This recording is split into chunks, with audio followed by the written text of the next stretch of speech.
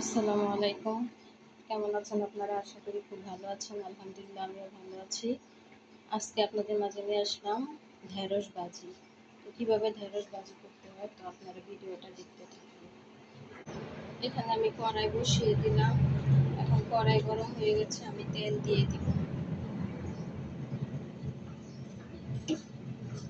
এখন তেলও গরম হয়ে গেছে, পেঁয়াজ কুচি দিয়ে দিব।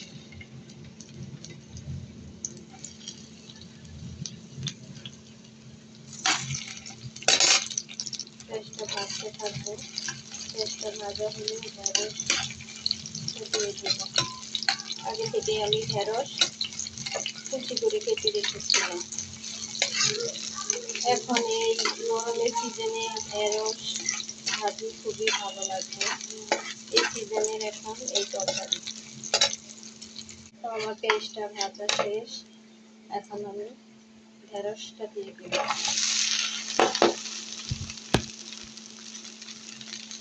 এখন আমি এক এক করে সব মশলা দিয়ে দিব। প্রথমে একটু আদা রসুন বাটা দিয়ে দিব, তারপর আপনি হলুদের গুঁড়া, এখন দিয়ে দিব লবণ,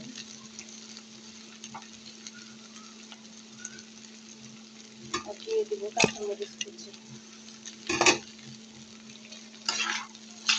এখন আমি নাড়াচাড়া করতে থাকবো। নাড়াচাড়া করতে করে দিব। এখন আমি দিয়ে দিব একটু ধনিয়ার গুঁড়া, একটু জিরার গুঁড়া। আমরা সব তরকারিতে ধনিয়া জিরার গুঁড়া দিয়ে থাকি।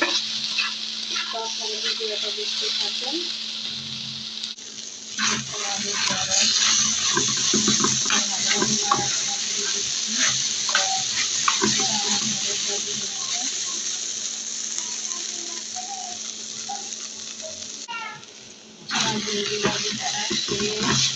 যদি আপনাদের ভিডিওটা ভালো লাগে তো অবশ্যই একটা লাইক কমেন্ট শেয়ার সাবস্ক্রাইব করে দেবেন।